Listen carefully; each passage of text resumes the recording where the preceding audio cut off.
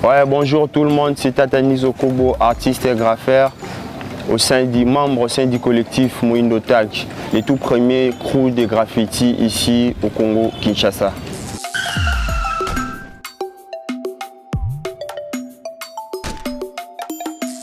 Ouais, plus ou moins 15 ans. 15 ans si je ne me trompe pas, 15 ou 14 ans que je suis dans les graffitis.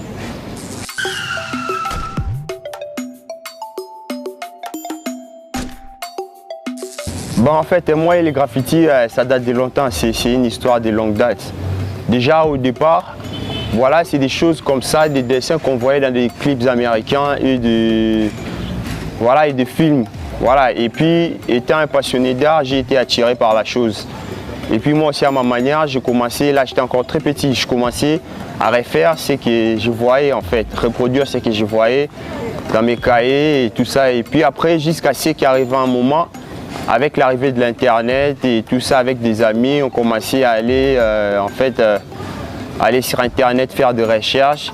Et puis on peut apprendre quelques techniques de graffiti petit à petit jusqu'à ce qu'en 2014 ou 2015, si je ne me trompe pas, je vais tomber sur le festival King Graph, qui est un festival de graffiti qui était organisé ici.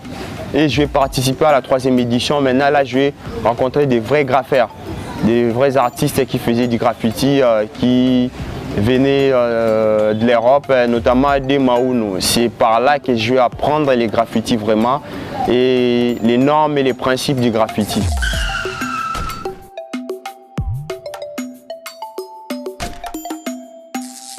Bon, voilà, mon inspiration il vient de plusieurs choses en fait. Mais très souvent, je suis inspiré par des faits des sociétés. Vous voyez, déjà, les graffitis, c'est un art qui est censé défendre des choses, revendiquer des droits et dire des choses. C'est comme ça, des faits des sociétés, tout ce qui se passe dans la société, c'est en fait tout cela qui m'inspire et c'est tout cela aussi à travers ça que j'ai fait des graffitis en fait.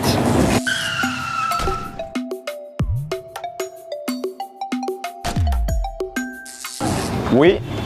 Déjà, l'art en général a beaucoup contribué à l'émancipation et à l'évolution de la planète Terre. Vous voyez, aujourd'hui, nous allons parler de l'Égypte antique, nous allons parler de la Grèce, l'Empire perse, nous allons parler de plusieurs pays. Mais nous connaissons ces histoires de toutes ces civilisations à travers l'art, telles que l'Égypte, les sphinx égyptiens et tous ces graphismes qu'il y a sur des murs. Donc l'art déjà en elle contribue à l'évolution d'un pays. Les graffitis aussi, les graffitis en particulier contribuent énormément dans l'évolution d'un pays. Parce qu'aujourd'hui, grâce aux graffitis, on peut faire passer des messages. On peut aussi interpeller les autorités, interpeller la population à travers les graffitis. Les graffitis, c'est un art qui sert aussi à revendiquer en fait. C'est parmi ces arts urbains qui aident la population à faire passer des messages. Donc les graffitis contribuent énormément à l'évolution d'un pays et les graffitis peuvent contribuer énormément à l'évolution d'un pays dans deux sens, du point de vue interpellation et du point de vue aussi beauté, parce que les graffitis contribuent à la beauté d'une ville. Vous voyez.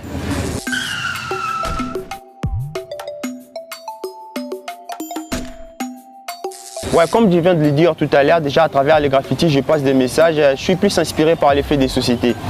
Et à travers les graffitis, nous on est plus là pour interpeller les autres. Interpeller tel qu'il n'y a pas longtemps. Voilà, il y a eu une mesure de gratuité.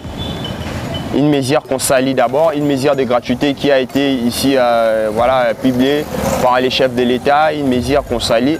Mais on a constaté qu'il y a une couche de sociétés qui ne bénéficient pas de cette mesure de gratuité en fait.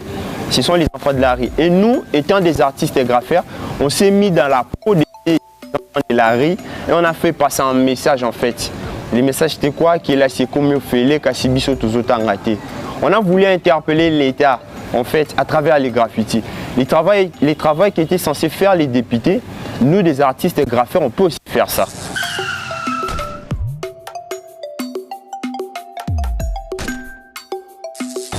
Je compte déjà apprendre cet art, à plusieurs jeunes artistes au Congo.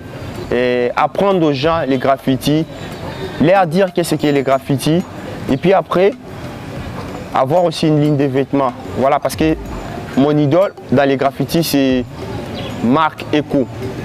J'ai aussi un grand frère, Dema Uno et Dr. Weir, c'est un Sénégalais. Et tu vois, toutes ces personnes-là, c'est des personnes qui ont des lignes de vêtements. Moi aussi, je voudrais avoir une ligne de vêtements. La toute première ligne de vêtements hip-hop au Bled, ça, c'est des projets comme ça qu'on a dans les graffitis. Et surtout, organiser aussi des expositions, organiser la toute première exposition graffiti ici au Congo. Ça, c'est voilà, des projets personnels par rapport au graphe.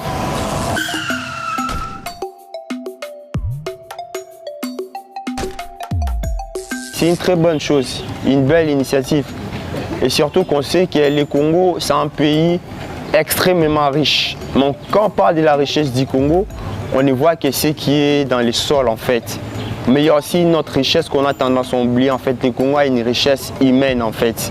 Le Congo, c'est un pays bourré de talents. Mais sauf que ces talents ne sont pas mis dans la lumière. Aujourd'hui, il y a plusieurs talents qui sont en train de pourrir. Il y a plusieurs talents qui n'ont pas d'opportunité en fait pour essayer de s'en sortir. Mais aujourd'hui, grâce à l'émission Découverte, il y a des artistes tels que moi qui n'étaient pas connus. Aujourd'hui, je vais passer un peu partout dans le monde. Il y aura des gens qui sauront qu'est-ce que j'ai fait, qui je suis. Donc c'est une très bonne chose, un coup de chapeau. Et surtout, on voudrait que cette émission puisse avoir des partenaires et lancer un appel aux partenaires, aux gens qui ont des moyens de soutenir ces genres des initiatives qui permettent aux jeunes aujourd'hui d'être dans la lumière. C'est une très bonne idée, vraiment coup de chapeau à l'équipe et surtout félicitations.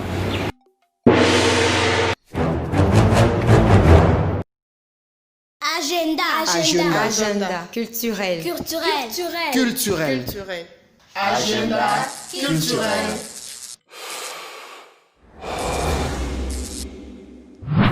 Bienvenue à vos agendas culturels. Conformément aux mesures de prévention pour se protéger et protéger les autres face aux dangers du coronavirus, toutes les activités culturelles et artistiques réunissant des groupes de gens sont suspendues sur toute l'étendue du pays, ainsi que votre agenda culturel. Chers téléspectateurs, être séparés aujourd'hui est le meilleur moyen d'être ensemble demain. Coronavirus tue. Covid-19 ezoboma tomipate la baninga totosaka bamire kominganga bazote yayo. En cas de toux d'éternuement, il faut se couvrir la bouche, le nez avec le pli de coude ou un mouchoir acheté now. Covid-19 ezoboma tomipate la baninga totosaka bamire kominganga bazote yayo. Maintenir une distance de moins de 2 mètres avec les personnes qui toussent ou éternuent, évitons le contact mes frères. Covid-19 ezoboma tomipate la baninga totosaka bamibeko minganga bazote yayo. Évitons le fouleux mes frères, évitons le fouleux mes sœurs, évitons le fouleux mes potes. Covid-19 n'est pas ton pote. Covid-19 ezoboma tomibate la baninga totosaka bamibeko minganga bazote yayo. Se lave-le mais fréquemment, se lave-le mais soigneusement avec de l'eau et du savon ou une solution hydroalcoolique. Covid-19 ezoboma tomibate la baninga totosaka bamibeko Kominganga bazote yayo. Portons le masque si nous tombons malades, mes amis. Appelons le 101 109 110 et c'est parti. Covid-19 ezoboma tomibate la baninga totosaka bamibe kominganga bazote yayo. Liste 243, coronavirus, les CSI. Prochainement.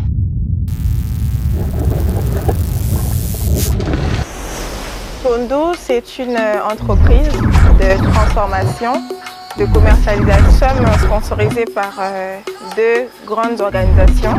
C'est beaucoup de temps, beaucoup d'énergie. Et ce que nous, on veut apporter, changer aussi dans une famille de cultivateurs et de fermiers, culture des légumes surtout. 2018, à un concours, une Startup Academy. Et c'est comme ça qu'est venue l'idée de notre entreprise.